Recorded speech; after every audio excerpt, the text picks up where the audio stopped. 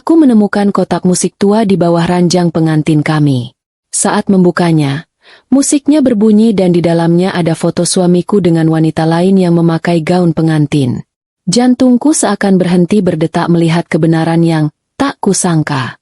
Sebelum ceritanya dimulai, silakan tulis di kolom komentar dari daerah mana saja teman-teman yang menonton cerita ini. Jangan lupa like dan subscribe agar channel ini bisa semakin berkembang dan bisa mempersembahkan cerita yang lebih menarik lagi. Angin malam kota Bandung berhembus menusuk tulang, membawa aroma tanah basah sisa hujan sore tadi yang masih menggenang di halaman luas rumah bergaya kolonial itu. Disinilah Yasmin berdiri sekarang, di balik jendela kaca besar yang menampilkan pantulan dirinya sendiri, seorang wanita muda yang merasa menjadi perempuan paling beruntung di dunia. Dia baru saja menikah dengan Raditya, pria yang baginya adalah definisi kesempurnaan. Tampan, mapan, penuh perhatian, dan memperlakukannya bak seorang ratu dari negeri dongeng. Rumah ini, bangunan megah dengan pilar-pilar tinggi yang menjulang angkuh di kawasan elit Bandung Utara, adalah bukti cinta Raditya padanya. Hari ini adalah hari pertama mereka menempati rumah ini sepenuhnya tanpa gangguan tukang angkut barang atau desainer interior. Keheningan di dalam rumah terasa begitu agung, namun entah mengapa, ada sisi dingin yang menyelinap di balik kemewahan marmer dan lampu gantung kristal itu. Raditya sedang berdiri di dekat pintu utama, merapikan kerah jasnya yang licin tanpa celah. Pria itu tersenyum, senyuman yang selalu berhasil membuat lutut Yasmin terasa lemas karena cinta yang meluap-luap. Raditya berjalan mendekat. Langkah kakinya di atas lantai kayu jati terdengar berirama, tegas namun lembut. Dia membelai pipi Yasmin dengan punggung tangannya. Sentuhan itu hangat, kontras dengan udara Bandung yang dingin.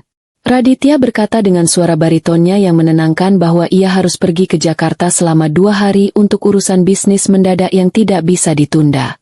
Yasmin sebenarnya ingin merengek, ingin menahannya agar tetap tinggal di rumah baru mereka, menikmati masa-masa pengantin baru yang seharusnya penuh dengan kebersamaan. Namun, Yasmin tahu bahwa Raditya bekerja keras demi masa depan mereka, demi kerajaan kecil yang sedang mereka bangun ini. Yasmin mengangguk pelan, berusaha menjadi istri yang pengertian. Raditya mengecup keningnya lama, seolah sedang menanamkan mantra agar Yasmin tetap tenang. Sebelum pergi, Raditya berpesan dengan nada yang sedikit berbeda, lebih serius dan penuh penekanan. Ia meminta Yasmin untuk tidak perlu memikirkan soal pekerjaan lagi. Raditya ingin Yasmin berhenti dari firma akuntan tempatnya bekerja.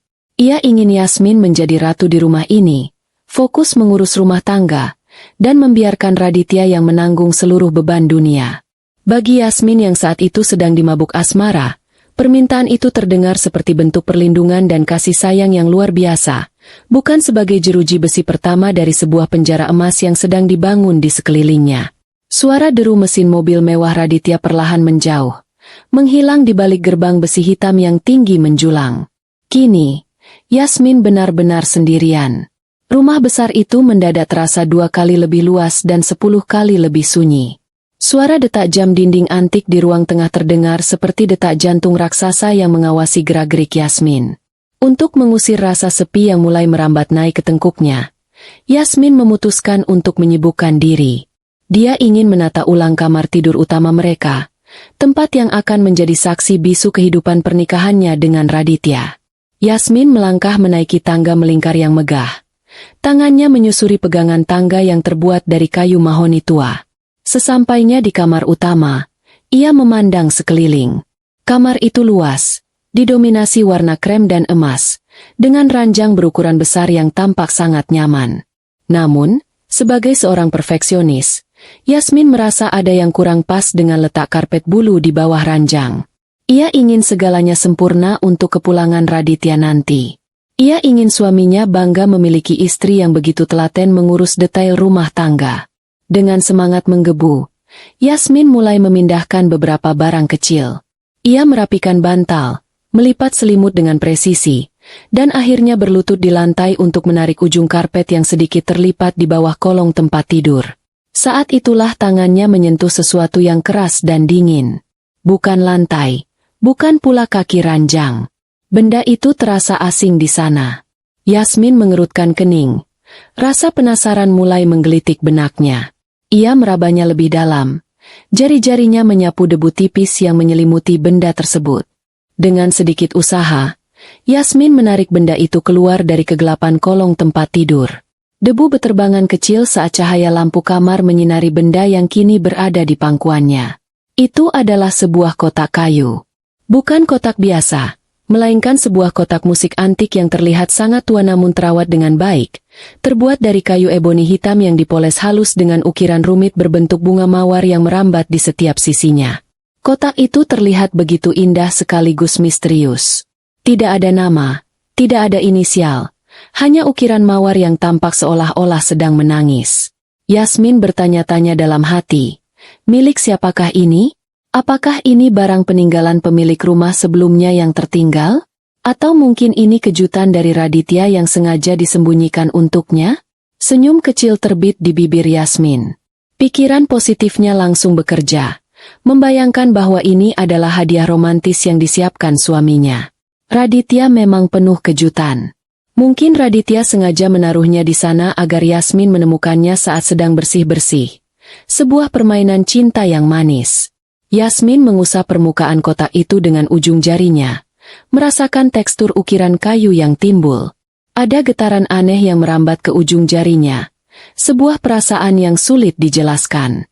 Bukan kebahagiaan murni, melainkan campuran antara kekaguman dan sedikit rasa was-was yang tidak beralasan. Rumah ini memang tua, dan benda-benda tua seringkali menyimpan energi dari masa lalu. Tapi Yasmin menepis perasaan itu jauh-jauh. Ia adalah wanita modern yang rasional, bukan penakut yang percaya pada tahayul. Ia membolak-balik kotak itu, mencari tuas pemutarnya. Di bagian bawah, terdapat kunci pemutar kecil berwarna emas yang sudah sedikit memudar warnanya. Tanpa ragu, Yasmin mulai memutarnya. Suara krek-krek kecil terdengar saat pegas di dalam kotak itu dikencangkan. Suara yang menandakan bahwa mekanisme di dalamnya masih berfungsi meski sudah termakan usia. Yasmin memutar kunci itu beberapa kali hingga terasa berat. Lalu perlahan meletakkan kotak itu kembali di pangkuannya. Dengan nafas tertahan karena antusiasme, Yasmin membuka tutup kotak musik tersebut. Ia mengharapkan melodi ceria atau lagu romantis klasik yang biasa didengar di film-film cinta. Ia membayangkan akan ada patung penari balet kecil yang berputar anggun di dalamnya. Namun, saat tutup kotak itu terbuka sepenuhnya, udara di kamar itu seolah berubah menjadi lebih dingin, lebih berat, dan senyum di wajah Yasmin perlahan memudar, digantikan oleh ekspresi kebingungan yang amat sangat. Melodi itu mulai mengalun. Bukan lagu Fur Elise atau Canon Inde yang manis, melainkan sebuah melodi yang asing, lambat, dan menyayat hati. Nada-nadanya terdengar melankolis, seperti rintihan kesedihan yang tertahan selama bertahun-tahun. Dentingnya jernih namun menusuk, memantul di dinding-dinding kamar yang sunyi, menciptakan atmosfer yang seketika berubah menjadi mencekam. Yasmin terpaku, bulu kuduk di lengannya meremang bukan karena dinginnya AC, melainkan karena aura kesedihan yang begitu pekat memancar dari melodi kotak musik itu. Namun, bukan melodinya yang membuat darah Yasmin berdesir hebat hingga ke ujung kaki. Matanya kini terpaku pada bagian dalam kotak musik itu. Tidak ada penari balet. Tidak ada perhiasan berlian. Di balik kaca buram yang menjadi pelapis bagian dalam tutup kotak, terselip sebuah foto tua berwarna sepia yang mulai menguning di bagian ujungnya. Foto itu menampilkan sepasang pengantin yang sedang berdiri bersisian dengan latar belakang sebuah taman bunga yang tampak familiar. Yasmin menyipitkan matanya, mendekatkan kotak itu ke wajahnya untuk melihat lebih jelas. Jantungnya mulai berpacu lebih cepat. Dentumannya terdengar riuh di telinganya sendiri, menyaingi suara denting musik yang masih terus berputar. Pria di dalam foto itu, dengan senyum karismatik yang memamerkan deretan gigi putih rapi dan tatapan mata yang tajam namun teduh, adalah Raditya. Tidak salah lagi. Itu adalah suaminya. Potongan rambutnya sedikit berbeda, terlihat lebih muda beberapa tahun, namun gurat wajah dan cara berdirinya yang gagah adalah milik Raditya yang ia kenal, Raditya yang baru saja pamit pergi ke Jakarta. Tangan Yasmin mulai gemetar. Tatapannya beralih ke sosok wanita di samping Raditya. Wanita itu cantik, dengan rambut panjang bergelombang yang dibiarkan terurai indah. Ia tersenyum bahagia, menatap Raditya dengan penuh pemujaan. Tatapan yang sama persis dengan cara Yasmin menatap Raditya setiap pagi. Namun yang membuat nafas Yasmin tercekat hebat hingga ia harus membekap mulutnya sendiri adalah gaun yang dikenakan wanita itu. Gaun pengantin itu. Yasmin mengenali setiap detailnya. Renda Prancis yang rumit di bagian lengan, potongan leher yang elegan, hingga jatuhnya kain satin yang membalut tubuh wanita itu. Itu adalah gaun pengantin yang sama persis dengan yang dipakai Yasmin saat pernikahannya dengan Raditya bulan lalu. Raditya bilang, gaun itu ia pesan khusus dari desainer kenalannya di Paris, satu-satunya di dunia, dibuat eksklusif hanya untuk Yasmin sebagai bukti cinta abadinya. Raditya bilang tidak ada wanita lain yang pernah atau akan memakai gaun seindah itu. Kepala Yasmin terasa pening, seolah-olah lantai kamar itu baru saja ditarik paksa dari bawah kakinya. Dunia dongeng yang ia bangun dalam pikirannya retak seketika. Berbagai pertanyaan menyerbu benaknya tanpa ampun. Siapa wanita ini? Kenapa Raditya berfoto dengannya memakai baju pengantin? Apakah ini pernikahan sebelumnya yang tidak pernah diceritakan Raditya? Jika Raditya duda, kenapa dia mengaku lajang di semua dokumen pernikahan mereka?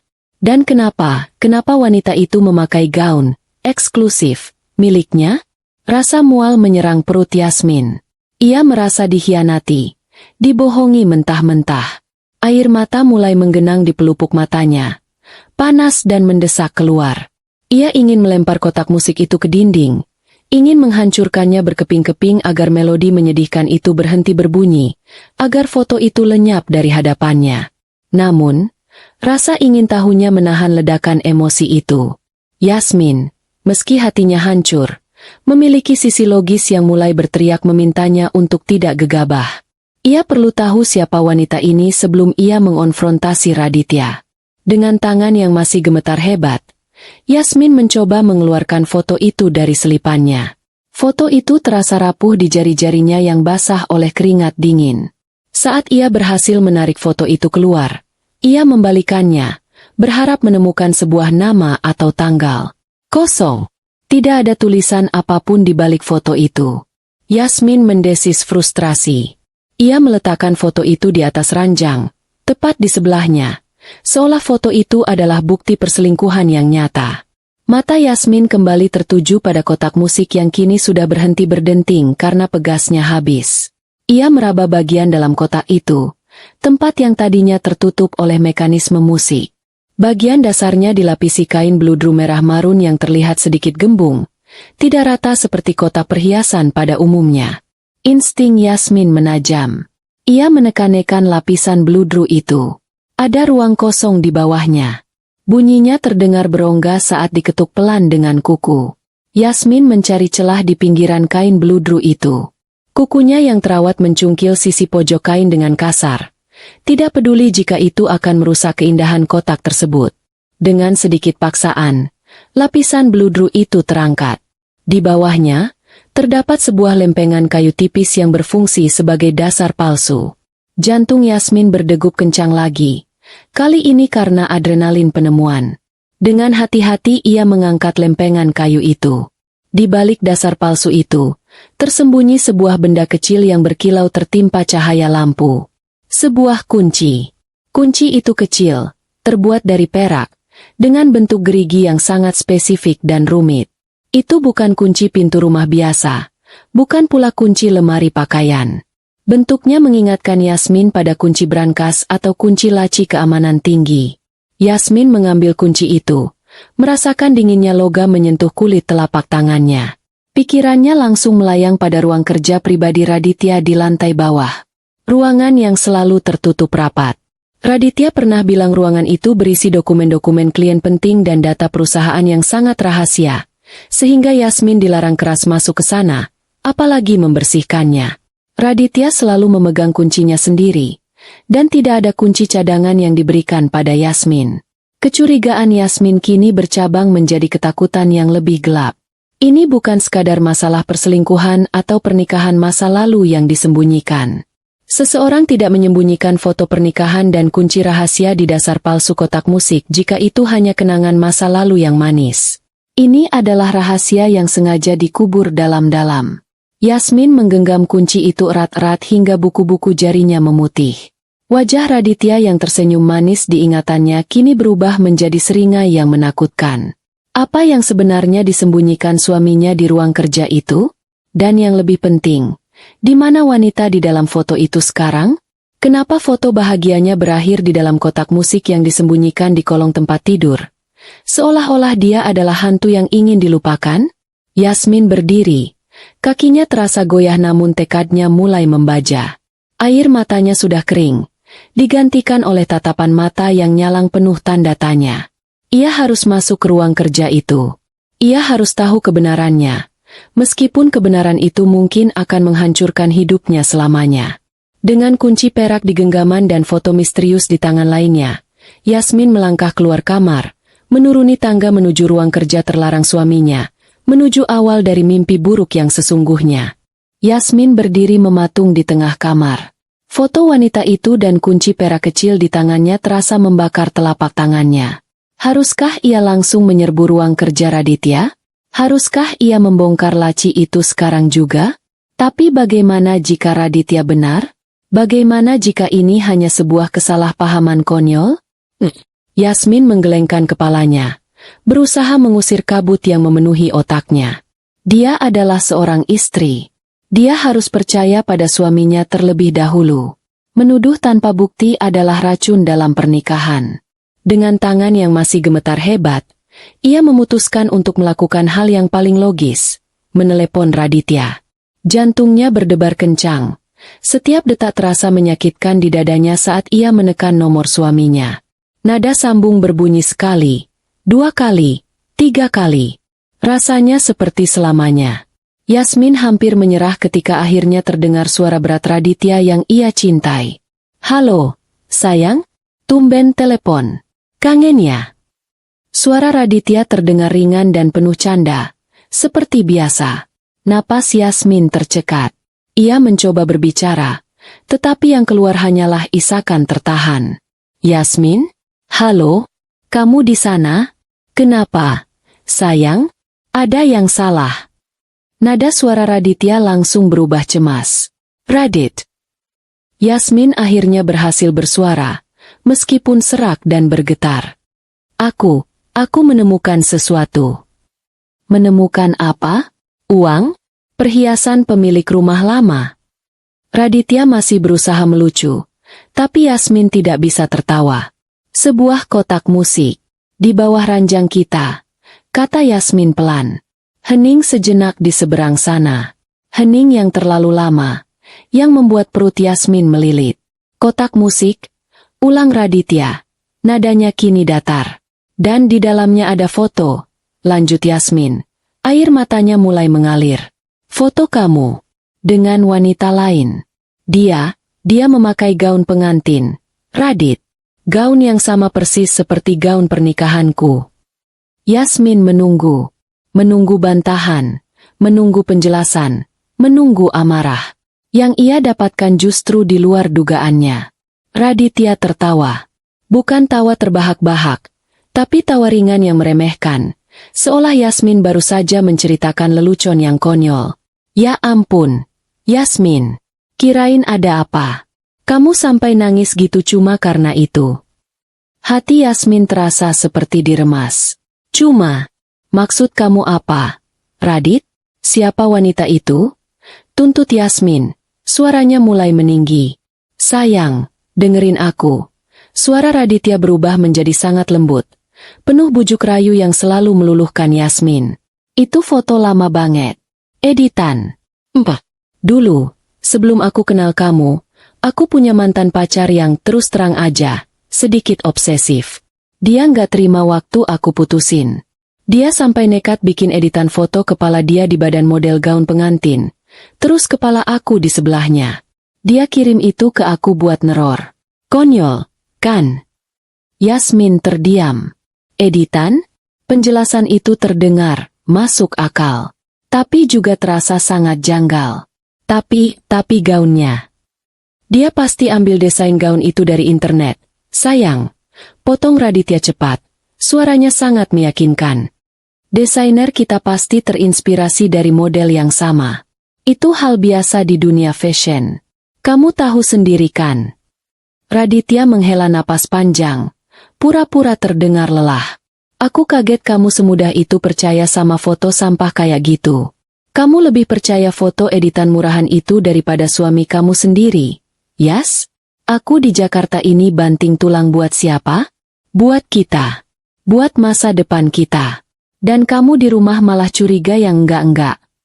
Kata-kata Raditya telak menghantam Yasmin. Rasa bersalah langsung menjalari hatinya. Dia merasa bodoh. Tentu saja itu editan. Radityanya tidak mungkin membohonginya. Radityanya sempurna. Maaf, Radit, aku cuma kaget. Lirih Yasmin, merasa malu pada dirinya sendiri.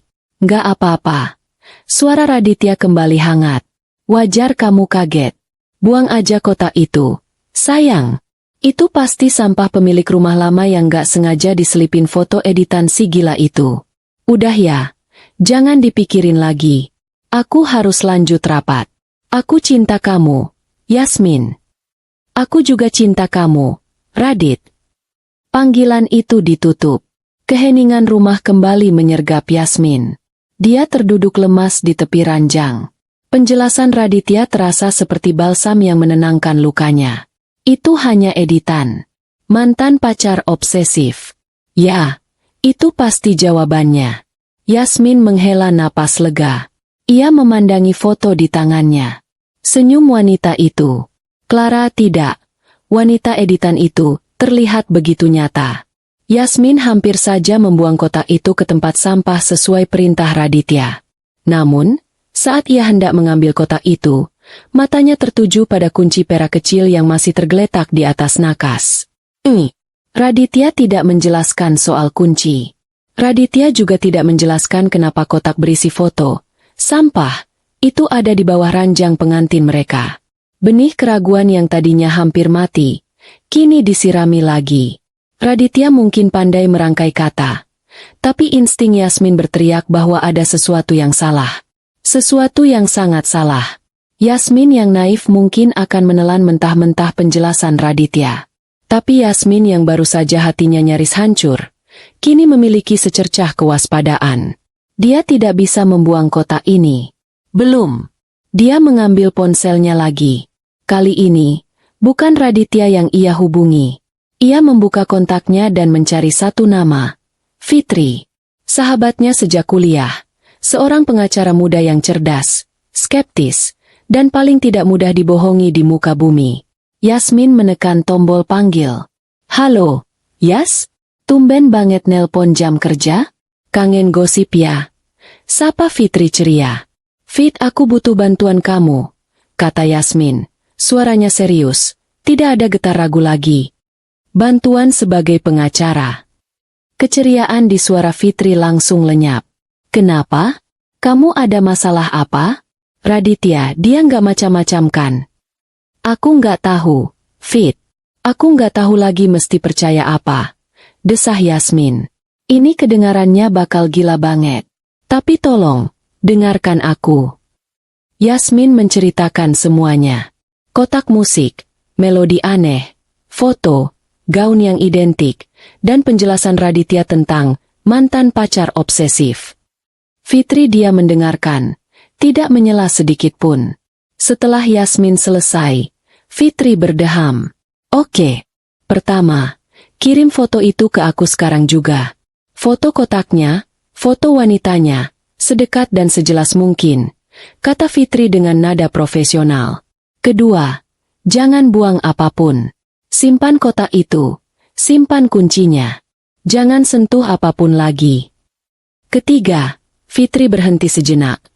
Penjelasan, mantan pacar editan, itu adalah omong kosong paling basi yang pernah aku dengar, Yas. Apalagi soal gaun. Itu terlalu spesifik. Hati Yasmin mencelos. Mendengar Fitri mengkonfirmasi keraguannya membuat ketakutannya menjadi nyata. Aku akan cek wanita ini, Yas. Aku punya akses ke beberapa database. Aku akan cari tahu dia siapa. Tapi kamu janji sama aku, kata Fitri tegas.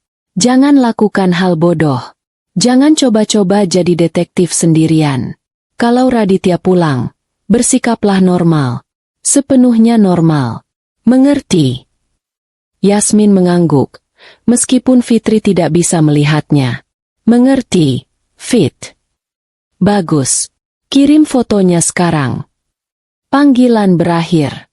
Yasmin segera mengambil foto dari foto wanita itu menggunakan ponselnya, memastikan setiap detail wajah dan gaunnya tertangkap jelas. Dia mengirimkannya ke Fitri. Setelah pesan terkirim, Yasmin memegang kunci perak itu lagi. Dia menatap pintu ruang kerja Raditya di lantai bawah. Perintah Fitri untuk tidak melakukan hal bodoh terngiang di telinganya.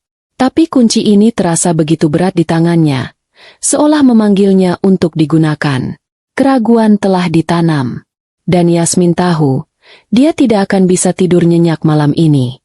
24 jam berikutnya adalah siksaan terpanjang dalam hidup Yasmin. Dia tidak tidur sekejap pun.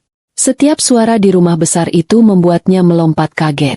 Suara derit kayu, suara angin di luar jendela, bahkan suara kulkas berdengung. Semuanya terdengar seperti langkah kaki yang mendekat. Dia bolak-balik memeriksa ponselnya setiap 5 menit, menunggu kabar dari Fitri. Tidak ada. Raditya meneleponnya 2 kali, pagi dan sore hari. Suaranya kembali normal, penuh cinta dan perhatian, menanyakan Yasmin sudah makan apa, sedang apa, dan bilang betapa ia merindukannya. Yasmin menjawab sebisanya, berusaha terdengar ceria, berusaha terdengar seperti istri naif yang sudah melupakan insiden foto editan itu. Tapi setiap kata, "Aku cinta kamu," dari Raditya kini terdengar seperti kebohongan yang dingin di telinga Yasmin. Dia menghabiskan hari itu dengan mondar-mandir tanpa tujuan di rumah mewah itu. Rumah yang kemarin terasa seperti istana, hari ini terasa seperti penjara yang dingin dan asing. Dia memandangi setiap perabot mahal, setiap lukisan di dinding. Apakah wanita di foto itu pernah berdiri di tempat ia berdiri sekarang? Apakah dia pernah menyentuh piano di sudut ruangan ini? Apakah dia pernah tidur di ranjang yang sama dengan Yasmin? Pikiran itu membuatnya mual. Tepat pukul 9 malam. Saat Yasmin sedang duduk di sofa ruang tengah, memeluk lututnya dalam kegelapan, ponselnya bergetar hebat di atas meja kaca. Nama, Fitri, menyala di layar.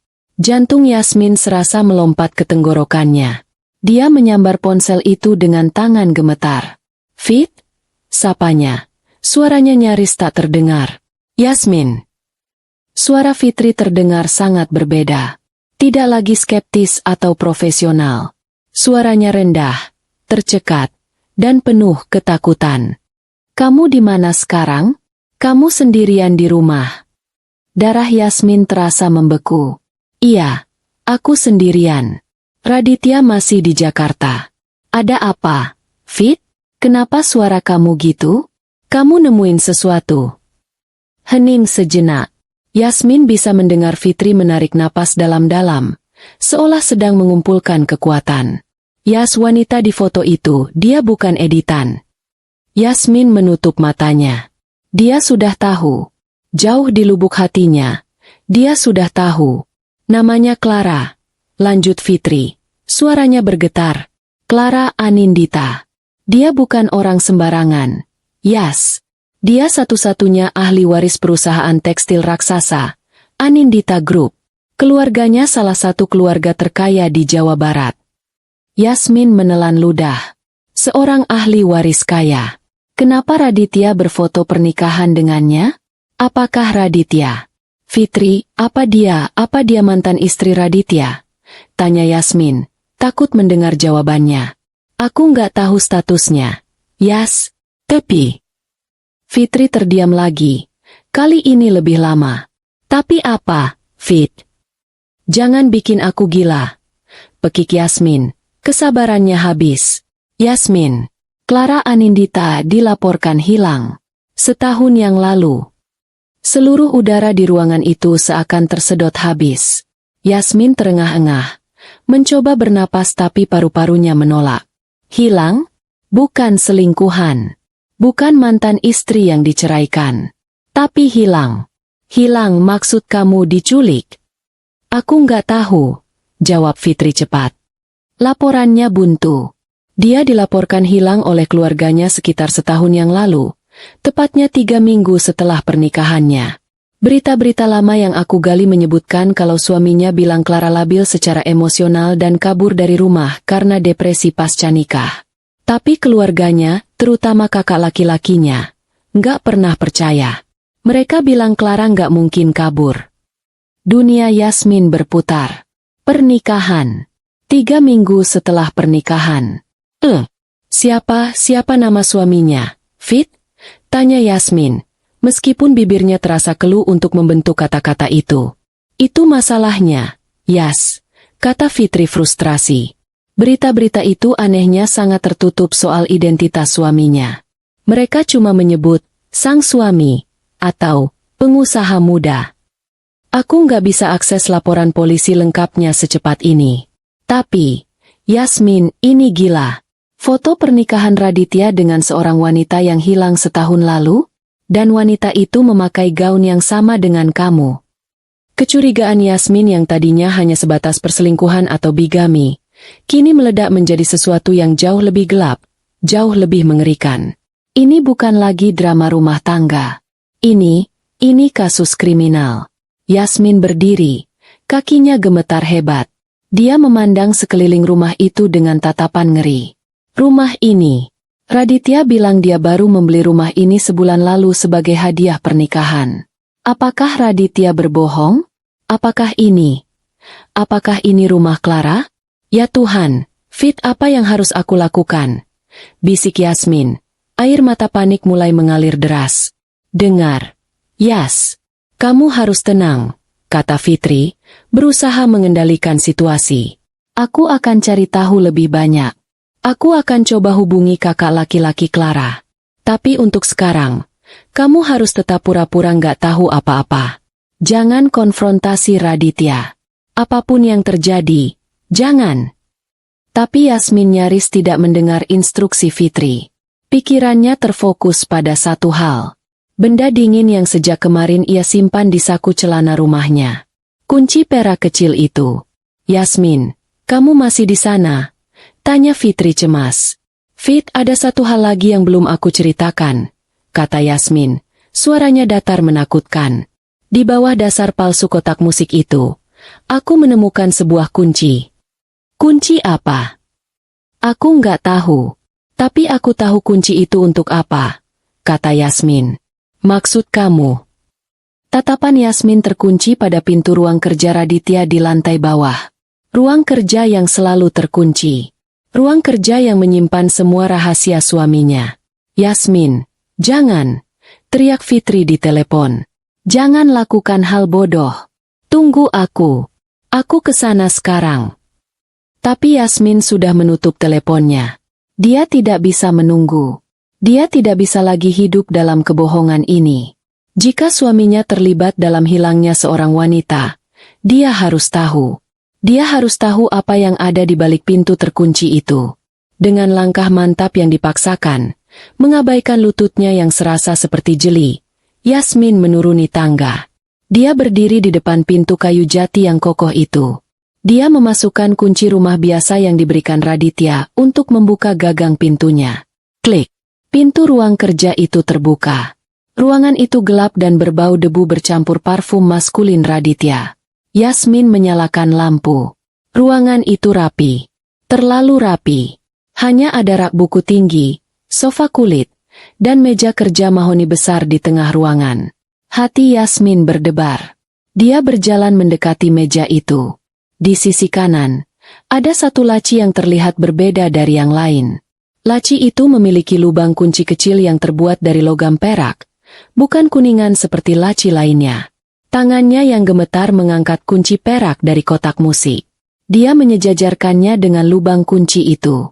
Sempurna. Ukurannya pas. Yasmin menarik napas dalam-dalam, mengucap doa dalam hatinya. Dia memasukkan kunci itu ke lubang kunci. Terdengar suara klik yang nyaring di keheningan ruangan. Laci itu tidak lagi terkunci. Perlahan, dengan jantung yang terasa akan meledak dari dadanya, Yasmin menarik laci itu terbuka. Laci itu berderit pelan saat Yasmin menariknya. Jantungnya terasa meledak di dalam dada, Dentumannya begitu keras hingga ia yakin suaranya bisa terdengar sampai ke jalan raya.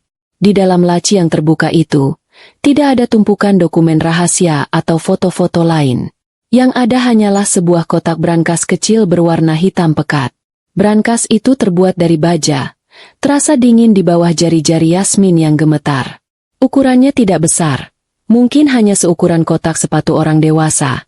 Tapi terlihat sangat kokoh dan berat. Dan di bagian depannya, ada sebuah lubang kunci kecil yang bentuknya rumit. Bentuk yang sama persis dengan kunci perak di tangannya. Ini dia. Jawaban dari semua ketakutannya ada di dalam kotak logam yang dingin ini. Yasmin menarik napas dalam-dalam, mencoba menenangkan tangannya yang gemetar hebat. Ia tidak boleh pingsan. Tidak sekarang. Ia harus tahu. Ia harus melihat dengan mata kepalanya sendiri. Seburuk apapun kebenaran yang menantinya. Ia menyejajarkan kunci itu dengan lubang kuncinya.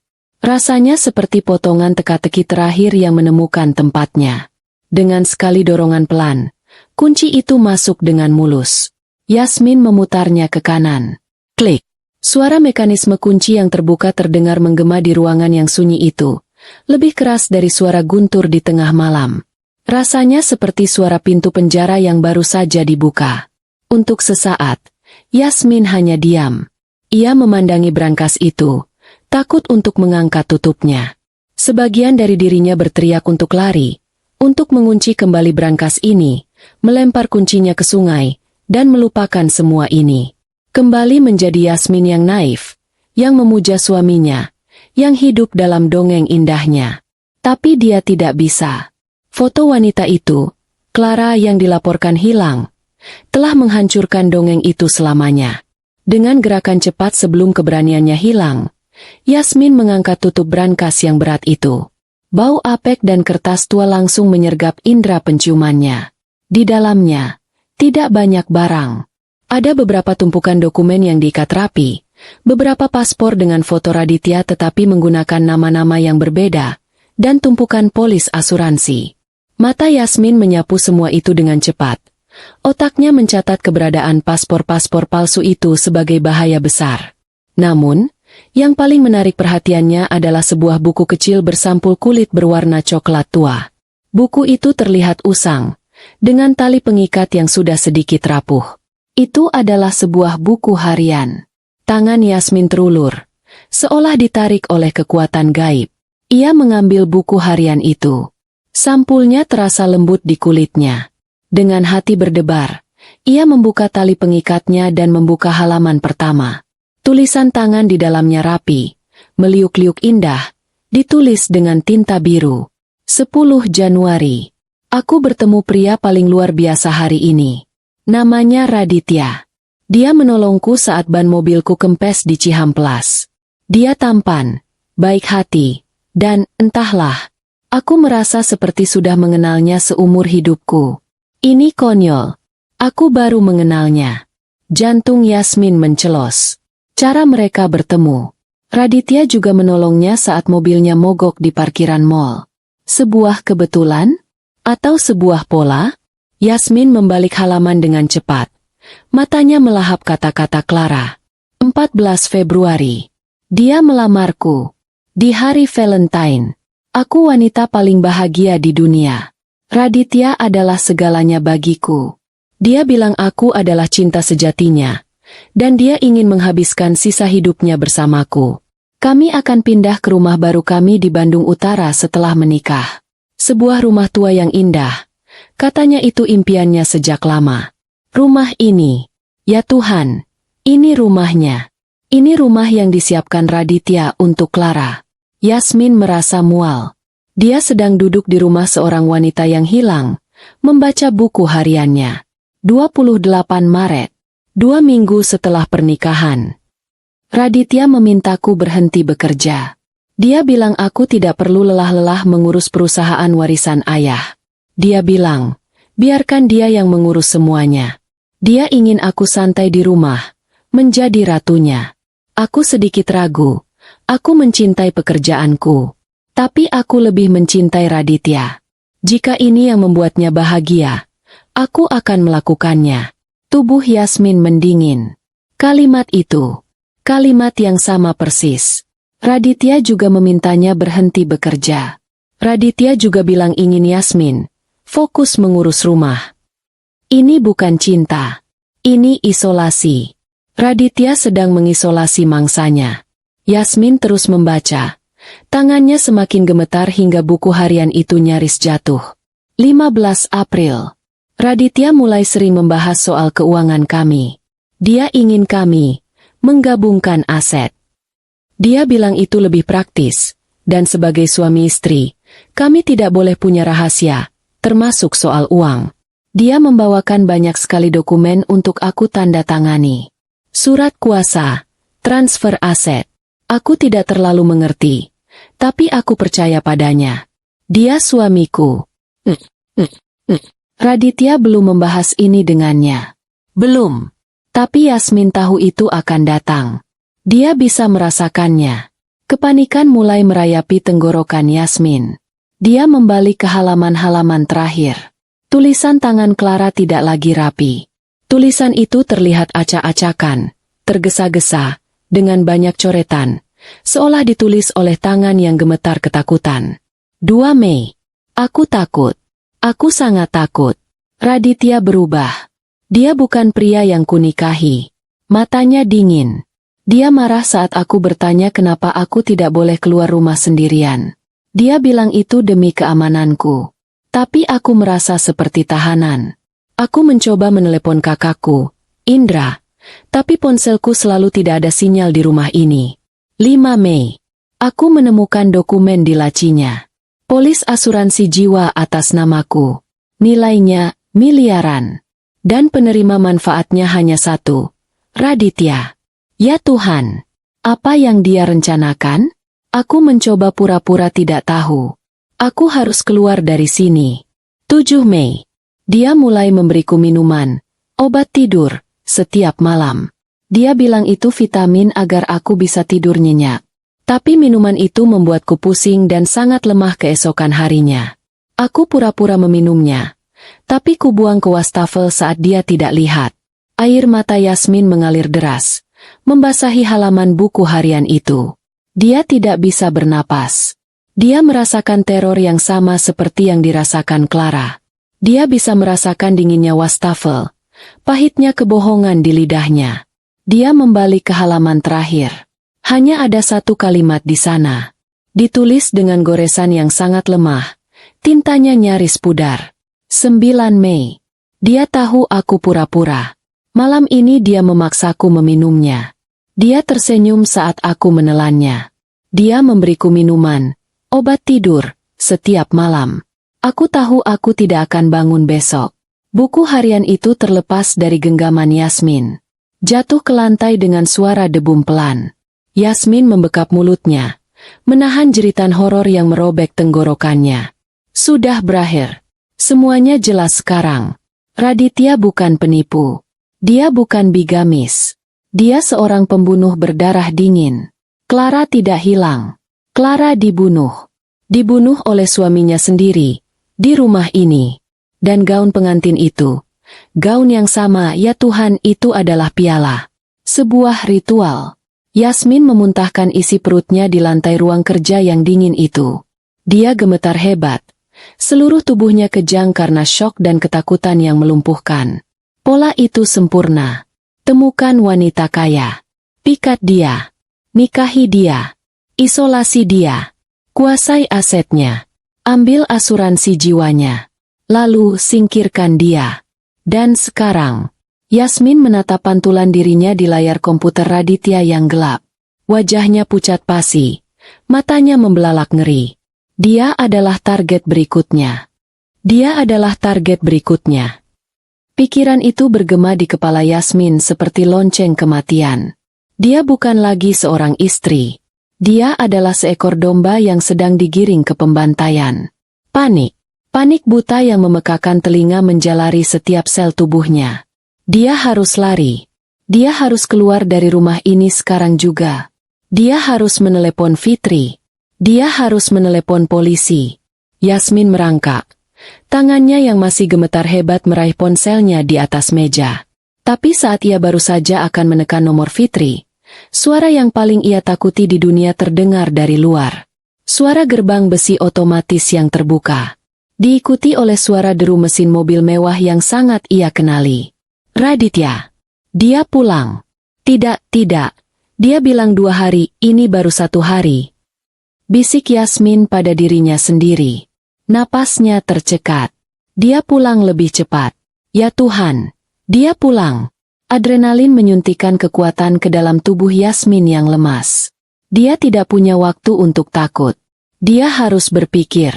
Jika Raditya masuk dan menemukannya di ruang kerja ini, dengan brankas terbuka dan buku harian Clara di lantai, tamatlah riwayatnya.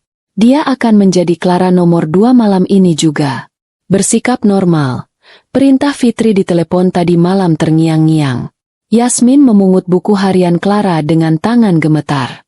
Dia memasukkannya kembali ke dalam brankas. Paspor palsu. Polis asuransi. Dia menjejalkan semuanya kembali tanpa urutan. Asal masuk. Dia menutup brankas itu. Klak. Dia menguncinya dengan kunci perak. Klik. Dia melemparkan kunci itu kembali ke laci. Lalu menutup lacinya dengan keras. Muntahannya. Dia melihat muntahannya di lantai. Dia tidak bisa membiarkan Raditya melihat ini. Dengan panik, dia berlari ke kamar mandi kecil di dekat ruang kerja, mengambil lap tangan dan sebotol pembersih. Dia menggosok lantai itu dengan gerakan membabi buta. Air matanya bercampur dengan air sabun. Bau pembersih yang menyengat untungnya menutupi bau asam muntahannya. Dia harus terlihat normal. Dia mendengar suara pintu depan terbuka. Yasmin, sayang, aku pulang. Suara itu. Suara yang dulu membuatnya meleleh karena cinta, kini membuatnya ingin mati karena takut. Yasmin melempar lap basah itu ke bawah wastafel. Dia berlari ke cermin, membasuh wajahnya. Pik! Matanya merah dan bengkak. Dia terlihat seperti orang ketakutan. Dia tidak boleh terlihat seperti ini. Dia menepuk-nepuk pipinya keras, mencoba mengembalikan sedikit warna. Dia menarik napas dalam-dalam. Berkali-kali. Kamu bisa, Yasmin. Kamu bisa. Bisiknya pada bayangannya sendiri. Kamu bukan Clara. Kamu tidak akan mati di sini. Dia memaksa bibirnya untuk tersenyum. Senyum itu terasa kaku, seperti topeng porselen yang retak. Sayang, kamu di mana? Suara Raditya semakin dekat. Kini di ruang tengah. Di ruang kerja. Mas, sebentar. Teriak Yasmin. Suaranya bergetar. Dia berdeham. Mencoba lagi. Aku di sini. Dia mematikan lampu ruang kerja, menutup pintunya rapat-rapat, dan berjalan keluar menuju ruang tengah. Di sanalah Raditya berdiri. Tampan seperti biasa, dengan kemeja birunya yang digulung rapi hingga siku. Dia tersenyum lebar, senyum jutaan dolar yang mematikan itu, dan merentangkan tangannya. Kejutan. Pekerjaanku selesai lebih cepat. Kangen banget sama kamu, katanya. Yasmin merasa ingin pingsan. Setiap langkah mendekatinya terasa seperti berjalan di atas paku. Pria ini, pria yang memeluknya setiap malam, pria yang membisikkan kata-kata cinta di telinganya, adalah monster. Dia adalah pembunuh Clara. Aku juga kangen, Mas, kata Yasmin. Suaranya berhasil ia buat terdengar manja. Dia menubrukkan dirinya ke pelukan Raditya, membenamkan wajahnya di dada pria itu agar Raditya tidak bisa melihat matanya yang penuh kengerian. Bau parfum Raditya, bau yang dulu membuatnya nyaman, kini berbau seperti kematian. Raditya memeluknya erat, terlalu erat. Kamu kenapa, sayang? Kok kayak gemetaran? Kaget aja kamu pulang tiba-tiba. Dusta Yasmin, berusaha tertawa kecil. Aku seneng banget. Oh ya? Raditya melepaskan pelukannya, tapi tangannya masih memegang bahu Yasmin. Matanya menatap Yasmin lekat-lekat. Mata elang yang tajam. Mata seorang predator. Dia sedang menilai Yasmin. Apakah Yasmin masih domba kecilnya yang naif? Kamu nangis? Tanyanya. Ibu jarinya menyentuh sudut mata Yasmin yang masih sedikit basah. Sentuhan itu terasa seperti bara api di kulit Yasmin. Dia harus berjuang keras untuk tidak menghindar. Aku tadi nonton film sedih di TV. Bohong Yasmin lagi. Ceritanya tentang istri yang ditinggal suaminya. Aku jadi kebawa perasaan. Takut kamu kenapa-kenapa di Jakarta. Raditya tertawa. Tawa yang tulus. Ya ampun, kamu ini ada-ada aja. Aku di sini, sehat, aman. Dan sekarang aku lapar. Kamu udah masak? Perut Yasmin bergejolak. Memasak? Untuk seorang pembunuh? Belum. Mas, aku kira kamu pulangnya besok. Aku pesan makanan aja, ya? Oke, boleh.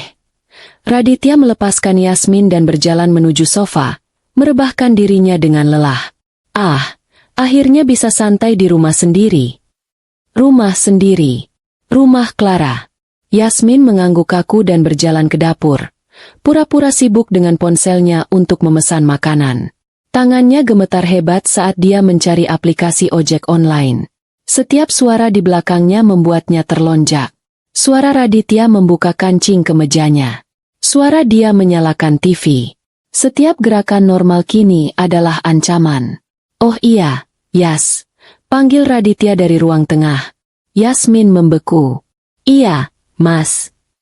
Waktu aku di Jakarta, aku kepikiran sesuatu, katanya. Yasmin berjalan pelan kembali ke ruang tengah, berdiri di ambang pintu dapur, menjauh. Kepikiran apa? Raditya menepuk-nepuk tempat kosong di sebelahnya di sofa. Sini dong, duduk dekat aku. Yasmin menelan ludah. Dia berjalan kaku dan duduk di ujung sofa, menjaga jarak sejauh mungkin. Raditya tersenyum. Sepertinya tidak menyadari, atau mungkin menikmati, ketegangan Yasmin. Aku kepikiran soal masa depan kita, katanya. Suaranya lembut dan persuasif. Kan sekarang kamu udah nggak kerja. Aset-aset kamu yang dari warisan orang tuamu itu. Gimana kalau kita gabungin aja sama aset aku? Biar aku yang kelola semuanya. Jadi satu. Lebih gampang ngaturnya. Itu dia. Kalimat itu. Kalimat yang sama persis dengan yang ditulis Clara di buku hariannya. Darah Yasmin serasa berhenti mengalir. Dia di sini. Dia ada di dalam skenario yang sama persis. Terus, lanjut Raditya. Aku juga kepikiran, kita harus bikin asuransi jiwa, sayang. Buat jaga-jaga. Namanya juga hidup, kan? Kita nggak pernah tahu apa yang akan terjadi. Itu buat ngelindungin masa depan kita berdua. Kengerian domestik itu begitu pekat hingga Yasmin nyaris tidak bisa bernapas. Suaminya baru saja, dengan senyum manis di wajahnya, mengumumkan rencana pembunuhannya. Yasmin menatap pria itu. Pria yang ia cintai. Pria yang kini ingin membunuhnya demi uang. Dia tahu dia tidak bisa menolak. Jika dia menolak, Raditya akan curiga. Jika Raditya curiga, dia akan mempercepat rencananya. Transformasi itu terjadi seketika. Yasmin yang naif telah mati, terkubur bersama Clara. Yang duduk di sofa itu sekarang adalah seorang wanita yang sedang berjuang untuk hidupnya. Yasmin menggeser duduknya lebih dekat. Dia menyandarkan kepalanya di bahu Raditya, sama seperti yang biasa ia lakukan. Aku nggak ngerti soal gitu-gituan, Mas, katanya dengan suara yang dibuat-buat manja dan sedikit bodoh. Tapi kalau Mas bilang itu yang terbaik buat kita, aku ikut aja. Dia merasakan otot-otot di bahu Raditya mengendur. Pria itu mengira umpannya dimakan. Pinter, kata Raditya, mengecup puncak kepala Yasmin. Itu baru istriku. Kamu tinggal duduk manis aja. Serahin semuanya sama aku. Beres. Yasmin memejamkan matanya, menahan air mata yang panas. Dia sedang memeluk pembunuhnya. Dia harus berpura-pura normal malam ini, besok, dan lusa, sampai dia menemukan cara untuk keluar hidup-hidup. Malam itu, Yasmin berbaring di ranjang pengantin mereka. Di bawah ranjang itu, kotak musik Clara masih ada. Di sampingnya, Raditya tidur mendengkur pelan. Setiap tarikan napas pria itu terdengar seperti ancaman bagi Yasmin. Dia tidak tidur. Matanya terbuka lebar di kegelapan, menatap langit-langit. Dia diam-diam meraih ponselnya di bawah bantal. Dia menyalin data dari brankas itu secepat mungkin saat Raditya mandi tadi. Foto-foto paspor palsu, polis asuransi Clara. Dia membuka pesan baru untuk Fitri. Dia pulang. Dia minta gabungin aset. Dia bahas asuransi jiwa. Fit, ini semua benar. Buku harian itu benar. Tolong aku. Jangan telepon. Dia di sebelahku. Pesan itu terkirim. Yasmin menahan napas. Dia tahu, mulai malam ini, perang sesungguhnya telah dimulai. Di apartemennya di pusat kota, Fitri menjatuhkan cangkir teh yang sedang dipegangnya. Cangkir itu pecah berantakan di lantai. Tapi Fitri tidak peduli. Matanya terpaku pada layar ponselnya, membaca pesan dari Yasmin. Dia pulang.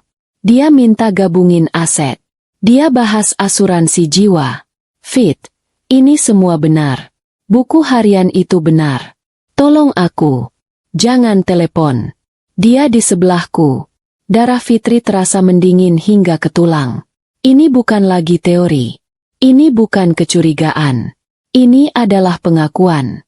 Yasmin sedang tidur di sebelah monster yang sedang merencanakan pembunuhannya. Langkah demi langkah, persis seperti yang ia lakukan pada Clara. Fitri gemetar, tapi bukan karena takut. Dia gemetar karena amarah yang meledak-ledak. Dia adalah seorang pengacara.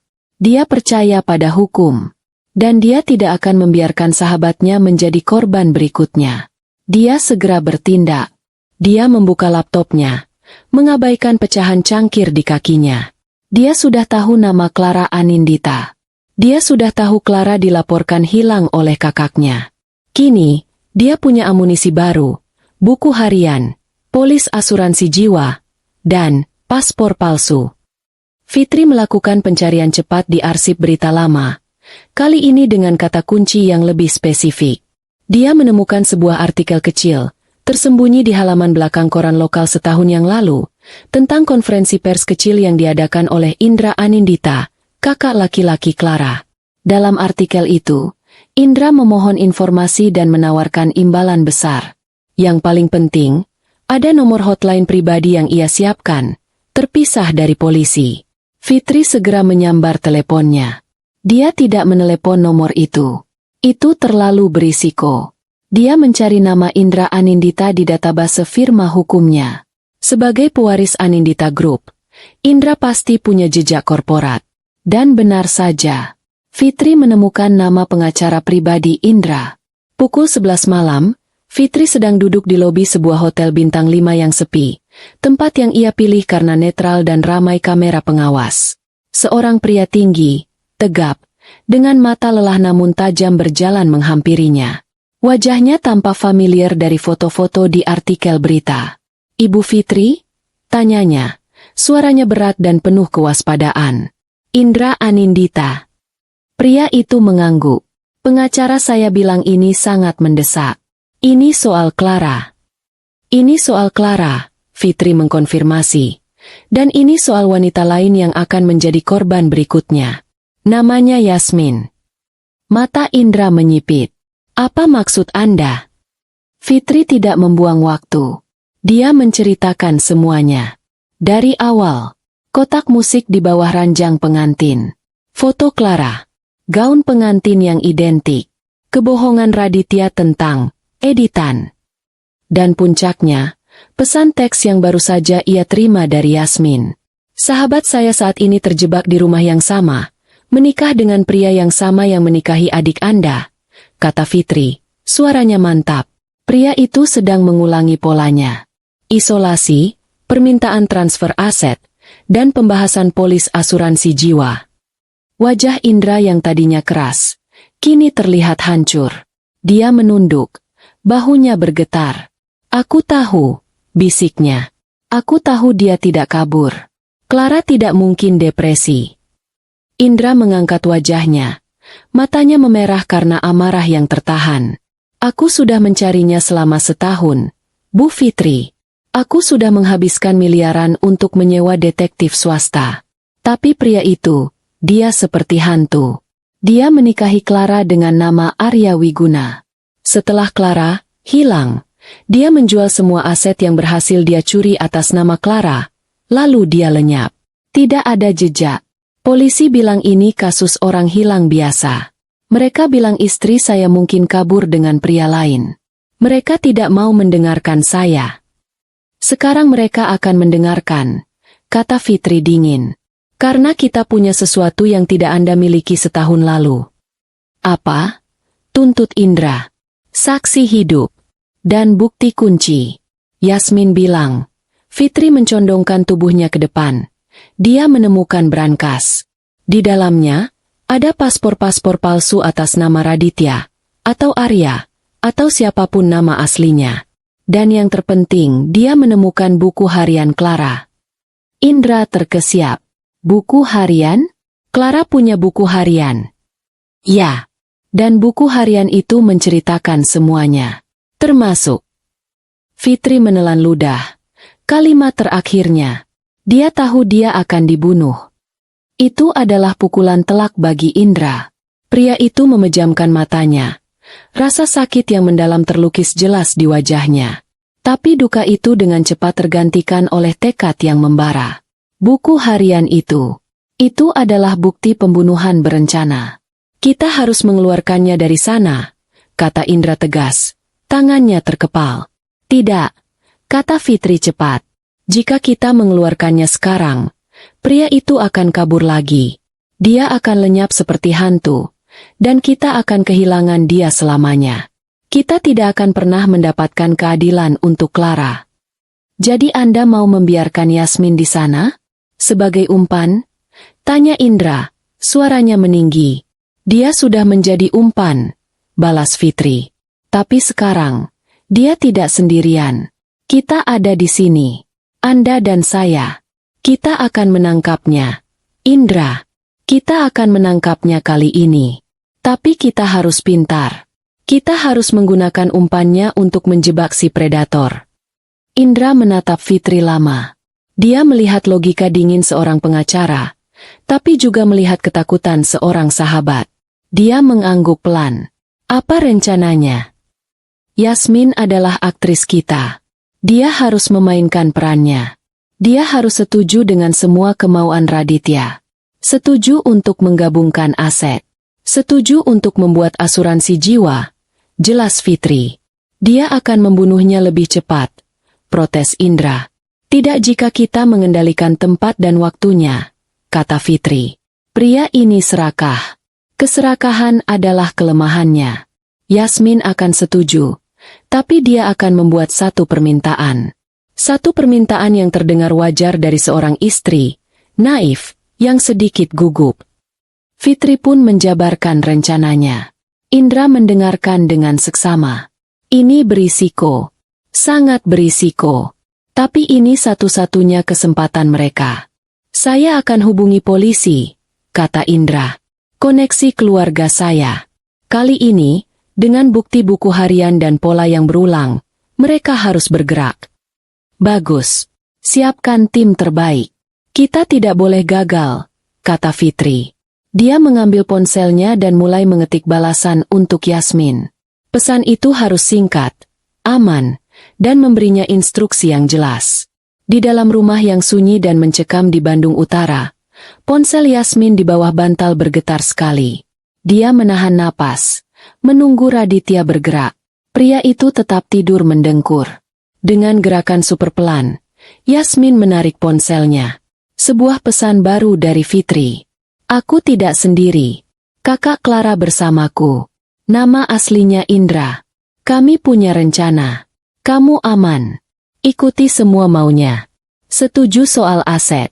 Tapi ada syarat. Minta lakukan di bank. Bilang kamu mau, resmi. Dan, aman. Ulur waktu. Kami akan siapkan jebakannya. Kamu hebat. Bertahanlah. Yasmin membaca pesan itu 3 kali. Air mata lega mengalir di pipinya. Aku tidak sendiri. Persekutuan itu telah terbentuk. Di luar dinding penjara ini, ada orang yang berjuang untuknya. Untuk Clara. Yasmin mengusap air matanya. Dia bukan lagi korban yang menunggu disembelih. Dia adalah bagian dari jebakan. 2 hari berikutnya terasa seperti hidup di neraka yang beku. Yasmin memainkan perannya dengan sempurna. Sebuah penampilan yang layak diganjar piala Oscar. Dia menjadi istri yang penurut, penuh kasih, dan sedikit bodoh.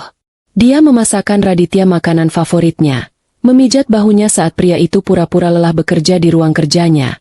Yasmin tahu pria itu sedang mengurus dokumen transfer asetnya, dan tertawa pada setiap leluconnya. Setiap sentuhan Raditya terasa seperti sengatan kalajengking. Setiap pujiannya terdengar seperti ancaman. Tapi Yasmin menelan semua rasa takut dan jijiknya. Dia tersenyum. Dia harus terus tersenyum.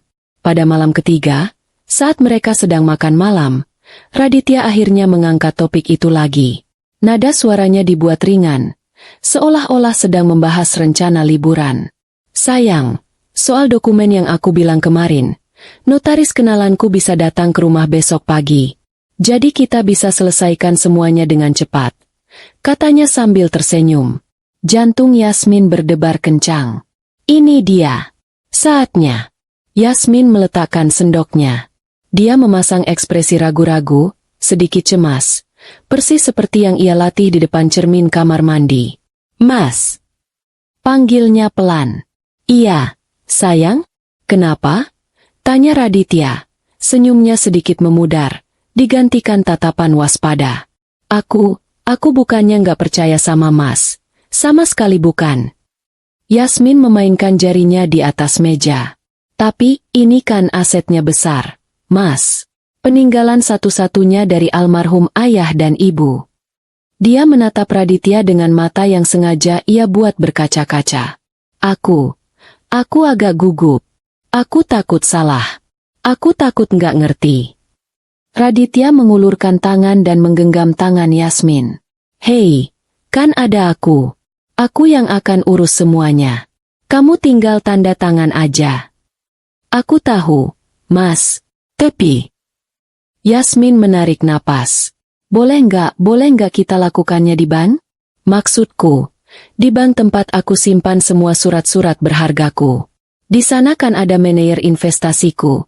Ada notaris bank yang resmi. Rasanya lebih aman buat aku. Lebih mantap. Biar aku juga bisa sekalian tanya-tanya hal yang aku nggak ngerti. Boleh, ya. Yasmin menatap Raditya dengan tatapan memohon, memainkan kartu, wanita naif yang butuh perlindungan. Raditya terdiam sejenak. Matanya menatap Yasmin lekat-lekat. Yasmin bisa melihat otaknya bekerja, menimbang-nimbang permintaan itu. Apakah ini tanda kecurigaan? Tapi keserakahan Raditya jauh lebih kuat daripada kewaspadaannya. Melakukan transaksi di bank? Itu justru lebih baik. Terlihat lebih bersih, lebih legal, lebih profesional. Jika dilakukan di bank resmi, dokumen transfer itu akan semakin kuat secara hukum.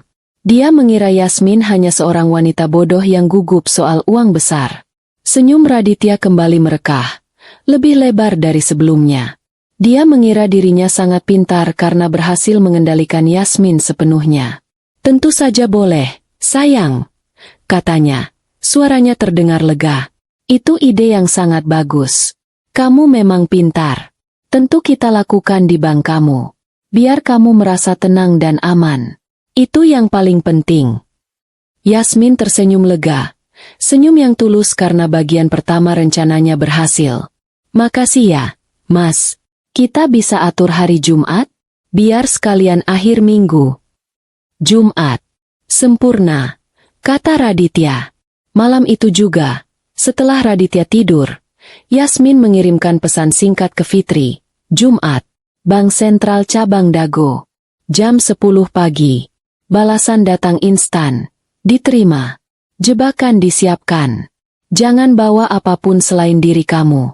Kami urus sisanya. Di tempat lain, Indra Anindita sedang duduk di sebuah ruangan rapat darurat di markas besar kepolisian. Dia baru saja selesai memaparkan semuanya.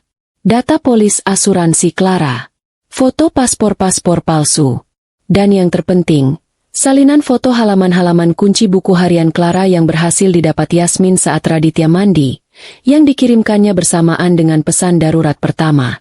Pola ini jelas. kata seorang perwira tinggi. Predator pernikahan. Kita harus bergerak cepat. Kita akan siapkan tim penyamaran. Notaris dan manajer bank di ruangan itu adalah orang kita. Kembali ke rumah. 2 hari menjelang hari Jumat adalah hari-hari terpanjang dalam hidup Yasmin. Ketegangan di rumah itu begitu pekat hingga bisa dipotong dengan pisau. Raditya berada dalam suasana hati yang luar biasa baik. Dia bersiul-siul, membelikan Yasmin bunga, dan terus-menerus berbicara tentang rencana liburan mereka ke Eropa, setelah urusan administrasi ini selesai. Yasmin tahu, liburan, itu berarti dia akan hilang, seperti Clara. Raditya juga beberapa kali menerima telepon. Dia akan berbicara pelan di ruang kerja. Yasmin berhasil menguping 1 kali. Leo, kata Raditya. Jumat jam 10 di Dago. Pastikan semuanya beres dari sisi kamu. Urusan administratif harus bersih. Setelah tanda tangan, kita langsung cairkan. Leo. Yasmin langsung mengirim nama itu ke Fitri. Kaki tangan. Ini membuktikan Raditya tidak bekerja sendirian. Akhirnya, hari Jumat tiba. Pagi itu terasa surreal. Udaranya cerah, burung-burung berkicau. Seolah alam tidak tahu bahwa sebuah drama hidup dan mati akan terjadi. Yasmin merasa mual tak tertahankan. Dia muntah hebat di kamar mandi, menyalakan keran air dan sahur bersamaan agar Raditya tidak mendengar. Wajahnya pucat pasi di cermin. Ayo, Yasmin. Demi Clara. Demi dirimu. Bisiknya pada bayangannya. Raditya, sebaliknya, tampak luar biasa. Dia mengenakan setelan jas termahalnya, rambutnya disisir ke belakang dengan licin, dan dia memakai jam tangan emas yang berkilauan. Dia tampak seperti seorang eksekutif sukses yang akan menutup kesepakatan bisnis besar. Dia tidak tahu, dia sedang berjalan menuju akhir dari permainannya. Sudah siap, sayang? Tanyanya, merapikan dasi Yasmin, padahal Yasmin hanya memakai blus sederhana. Siap, Mas, kata Yasmin. Suaranya nyaris tak terdengar. Perjalanan ke bank adalah siksaan. Raditya mengemudi sambil memegang tangan Yasmin. Dia terus berbicara tentang betapa bahagianya dia, betapa masa depan mereka akan cerah. Yasmin hanya mengangguk dan tersenyum kaku. Setiap kata-katanya membuat perut Yasmin mual. Mereka tiba di Bank Sentral Cabang Dago tepat pukul 9.55. Bank itu ramai seperti biasa. Saat mereka melangkah keluar dari mobil, mata Yasmin menyapu sekeliling dengan panik. Dia melihatnya. Mobil Fitri yang familiar terparkir di seberang jalan. Di dalamnya, dia tahu ada Fitri yang sedang mengawasinya. Jantungnya sedikit tenang. Raditya merangkul pinggang Yasmin dengan posesif, menuntunnya masuk ke lobi bank yang megah. Ini hari besar kita, sayang, bisiknya mesra. Saat mereka melewati pintu kaca, Yasmin melihat seorang pria yang duduk di kursi tunggu, pura-pura membaca koran. Pria itu mengangkat wajahnya sedikit. Indra Anindita. Mata mereka bertemu sepersekian detik. Indra memberinya anggukan yang nyaris tak terlihat. Di seberang lobi, dekat meja teller, seorang pria lain, yang tidak Yasmin kenali, pasti Leo, berpakaian necis seperti Raditya, melihat kedatangan mereka. Dia tersenyum puas dan mengangguk singkat ke arah Raditya. Seorang wanita yang berpakaian rapi sebagai manajer bank, Yasmin tahu dia polisi, tersenyum dan menghampiri mereka. Bapak Raditya dan Ibu Yasmin? Notaris sudah menunggu Anda di ruangan khusus. Mari, lewat sini. Jebakan itu telah terpasang. Raditya, dengan senyum penuh kemenangan di wajahnya, menggenggam tangan Yasmin lebih erat dan berjalan angkuh. Dia pikir dia sedang berjalan menuju kekayaan. Dia tidak tahu, dia sedang berjalan lurus ke dalam perangkap yang disiapkan oleh wanita naif yang sedang digandengnya. Ruangan khusus di bank itu terasa dingin dan kedap suara. Udaranya pengap oleh aroma karpet baru dan pendingin ruangan yang diatur terlalu rendah. Yasmin duduk di kursi kulit yang terasa kaku. Tangannya terkepal di pangkuannya hingga buku-buku jarinya memutih. Di seberangnya, Raditya duduk dengan angkuh, menyilangkan kakinya. Dia tampak seperti raja yang sedang menginspeksi wilayah kekuasaannya. Di sebelahnya, duduk pria yang Yasmin yakini adalah Leo, kaki tangannya. Pria itu membawa koper kulit tipis. Wajahnya tegang namun penuh antisipasi. Di ujung meja, duduk dua orang yang memperkenalkan diri sebagai Bapak Notaris dan Ibu Manajer. Mereka berdua tersenyum profesional, namun mata mereka, Yasmin memperhatikan, tidak pernah berhenti mengawasi Raditya. Mereka adalah polisi. Yasmin tahu itu. Fitri dan Indra pasti ada di suatu tempat di luar sana, mengawasi, menunggu. Baik, kata si notaris. Seorang pria paruh-baya berkacamata tebal. Dia membuka tumpukan dokumen tebal di atas meja. Ini adalah akta pengalihan aset yang diminta oleh Bapak Raditya dan Ibu Yasmin. Semuanya sudah kami siapkan sesuai prosedur. Mata Raditya berbinar. Kilatan keserakahan yang tidak ditutup-tutupi melintas di wajahnya yang tampan. Dia menoleh ke Yasmin. Senyumnya begitu manis hingga terasa memuakan. Lihat, sayang, cepat, kan? Profesional, bisiknya, seolah mereka sedang berbagi rahasia yang menyenangkan. Leo membuka kopernya, mengeluarkan set dokumen lain. Ini dokumen pendukung dari pihak kami, katanya singkat, menyerahkannya pada si notaris. Jantung Yasmin berdebar begitu kencang hingga ia takut Raditya bisa mendengarnya. Ini adalah panggung sandiwara terakhirnya. Dia adalah pemeran utamanya.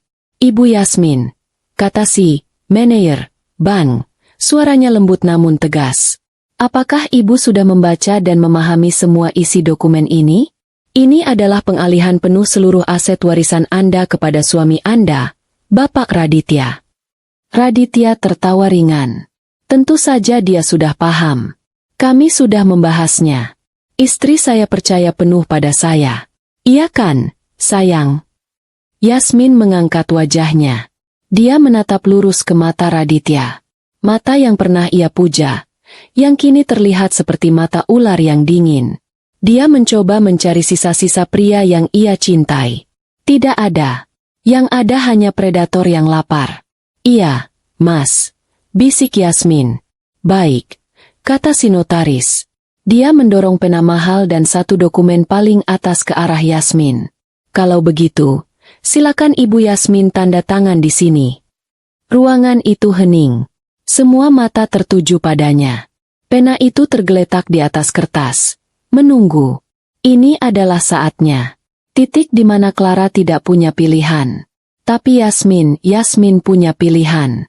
Tangan Yasmin terulur. Gemetar hebat. Dia mengambil pena itu. Dia bisa merasakan tatapan Raditya yang penuh kemenangan. Dia bisa merasakan Leo yang menahan napas. Yasmin mendekatkan ujung pena ke kertas. 1 milimeter lagi. Lalu, dia menjatuhkan pena itu. Pena itu jatuh ke lantai dengan suara pelan. Tapi di keheningan ruangan itu, suaranya terdengar seperti ledakan. Raditya membeku. Senyumnya lenyap. Sayang. Leo menegakkan duduknya. Matanya menyipit curiga. Ada apa, Ibu Yasmin? Tanya si notaris, memainkan perannya. Anda baik-baik saja? Yasmin menggelengkan kepalanya pelan. Dia tidak melihat ke notaris. Dia menatap lurus ke arah Raditya. Aku nggak bisa, Mas, katanya. Suaranya gemetar, tapi bukan karena takut. Karena amarah. Wajah Raditya mengeras. Yasmin, jangan main-main. Ambil penanya dan tanda tangan. Desisnya. Nada suaranya rendah dan mengancam. Dia tidak lagi berpura-pura. Aku nggak bisa tanda tangan. Ulang Yasmin. Suaranya kini lebih kuat. Aku nggak bisa memberikan semua hartaku ke kamu. Apa maksud kamu? Bentak Raditya. Kita sudah sepakat. Kita sepakat? Atau kamu yang menyusun skenario? Tanya Yasmin. Air matanya mulai mengalir. Tapi ini air mata kemarahan. Sama seperti skenario kamu sama Clara. Boom! Nama itu menggantung di udara seperti bom yang baru saja meledak. Wajah Raditya berubah dari merah padam menjadi pucat pasi dalam hitungan detik. Dia terlihat seperti baru saja disambar petir. Di sebelahnya, Leo melompat berdiri, Matanya melotot panik ke arah pintu. "Kak, kamu ngomong apa?" gagap Raditya. "Clara Anindita," teriak Yasmin, kini ikut berdiri. "Kamu pikir aku bodoh? Kamu pikir aku sama naifnya dengan dia?" "Tutup mulutmu," raung Raditya. Dia menerjang ke arah Yasmin. Tapi dia terlambat.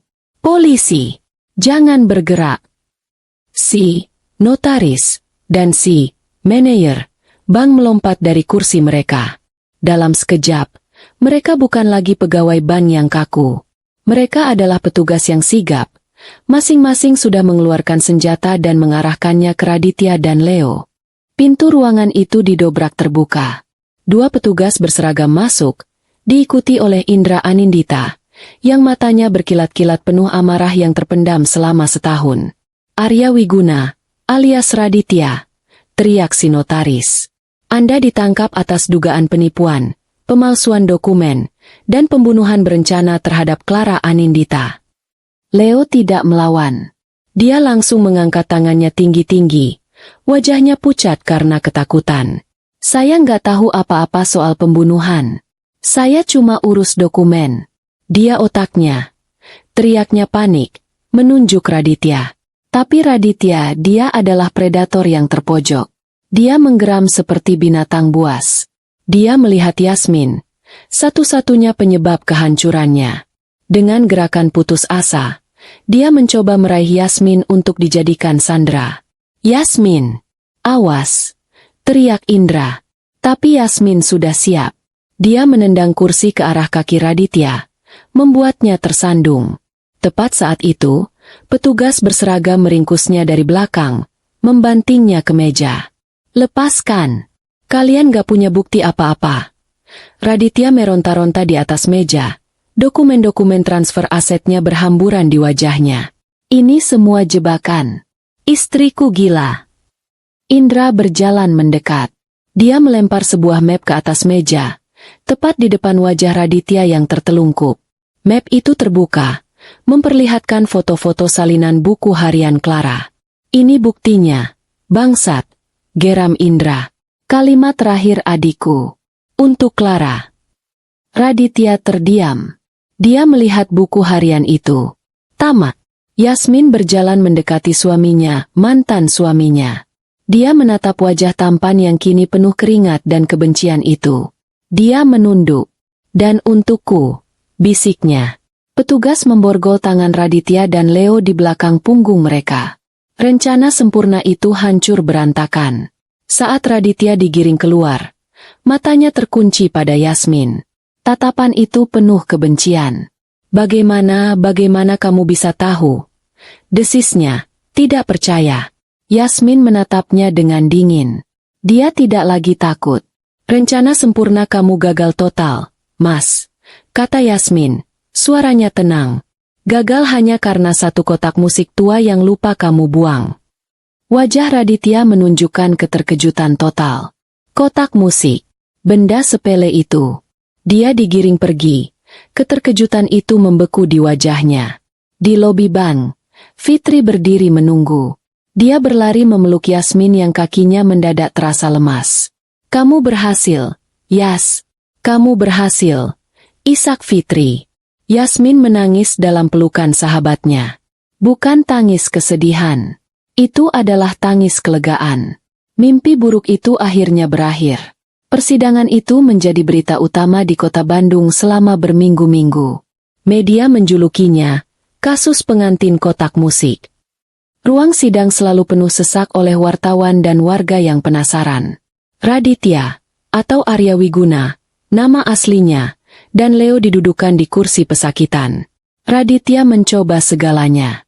Dia menyewa pengacara mahal, mencoba memutarbalikan fakta, mengatakan bahwa Yasmin adalah istri yang tidak stabil secara emosional, bahwa dia bersekongkol dengan Indra untuk merebut hartanya. Dia mengklaim buku harian Clara adalah palsu. Tapi kebohongan tidak bisa melawan bukti yang bertumpuk. Jebakan di bank itu hanyalah puncaknya. Setelah penangkapan itu, polisi menggeledah rumah itu dan menemukan brankas yang sesungguhnya. Brankas di balik lukisan di ruang kerja Raditya. Di dalamnya, Bukti kejahatannya jauh lebih mengerikan. Bukan hanya paspor palsu atas nama Raditya, tapi ada belasan paspor palsu lain dengan foto pria yang sama, identitas yang berbeda-beda. Ada dokumen-dokumen milik wanita lain, dari kota-kota lain, yang juga dilaporkan hilang atau kabur dari rumah. Raditya bukan hanya pembunuh. Dia adalah predator berantai. Fitri dan tim jaksa bekerja tanpa lelah. Mereka menghadirkan buku harian Clara sebagai bukti utama. Tulisan tangan itu diverifikasi oleh ahli forensik. Setiap halaman yang menceritakan isolasi, permintaan transfer aset, hingga obat tidur, itu dibacakan di depan persidangan, membuat semua orang yang hadir merinding ngeri. Leo, sang kaki tangan, memilih untuk bekerja sama dengan jaksa demi hukuman yang lebih ringan. Dia membeberkan segalanya. Bagaimana Raditya mencari mangsa wanita kaya yang kesepian. Bagaimana dia memalsukan dokumen, mencuci uang hasil kejahatan, dan bagaimana dia membantu Raditya membersihkan jejak setelah para korban hilang. Puncak persidangan adalah kesaksian Yasmin. Dia berjalan ke mimbar saksi dengan langkah tegap. Dia bukan lagi Yasmin yang naif yang pindah ke rumah itu. Dia adalah seorang penyintas. Dia menceritakan semuanya dengan suara yang jelas dan tenang. Tentang kotak musik, tentang foto, tentang gaun pengantin yang identik, tentang telepon gas lighting dari Raditya, tentang kengeriannya saat membaca buku harian Clara, dan tentang bagaimana dia harus bermain peran sebagai istri penurut, tidur di sebelah pembunuh, demi menjebaknya. Raditya menatapnya dengan kebencian murni dari kursi pesakitan. Yasmin balas menatapnya. Lurus di mata. Dia tidak membuang muka. Dia tidak takut lagi. Akhirnya, hari putusan tiba. Palu hakim diketuk 3 kali. Suaranya terdengar seperti lonceng keadilan yang menggema di seluruh negeri. Raditya alias Arya Wiguna terbukti bersalah atas pembunuhan berencana terhadap Clara Anindita, penipuan berlapis, pemalsuan identitas, dan percobaan pembunuhan terhadap Yasmin. Hukuman, penjara seumur hidup. Leo dihukum 20 tahun penjara. Indra Anindita menangis terseduh-seduh di kursinya, memeluk Fitri. Keadilan untuk adiknya. Setelah setahun penuh keputusasaan, akhirnya tiba. Yasmin memejamkan matanya. Satu napas panjang terakhir ia hembuskan. Beban terberat di dunia baru saja terangkat dari pundaknya. Beberapa minggu setelah putusan, hidup Yasmin mulai ditata kembali. Pernikahannya dengan Raditya dibatalkan oleh pengadilan. Dianggap tidak pernah sah secara hukum karena didasari oleh penipuan identitas. Seluruh harta warisannya dikembalikan kepadanya. Harta milik Clara dikembalikan sepenuhnya kepada Indra dan keluarganya. Hal pertama yang Yasmin lakukan adalah menjual rumah itu. Rumah di Bandung Utara itu. Dia tidak ingin menyimpan kenangan buruk. Dia ingin menghapus jejak Raditya dari hidupnya. Agen properti bilang rumah itu mungkin akan sulit terjual karena sejarah kelamnya. Yasmin tidak peduli. Dia menjualnya dengan harga murah. Yang penting hilang dari tanggung jawabnya. Sebelum rumah itu laku, dia kembali ke sana 1 kali lagi. Sendirian. Dia berjalan melewati kamar tidur utama. Dia berdiri di depan ruang kerja.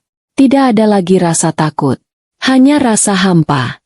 Dia mengambil satu barang dari rumah itu. Kotak musik kayu berukiran mawar. Bukan sebagai kenang-kenangan buruk, tapi sebagai pengingat. Pengingat bahwa di balik melodi yang paling menyedihkan sekalipun, ada kebenaran yang menunggu untuk diungkap. Pengingat akan Clara.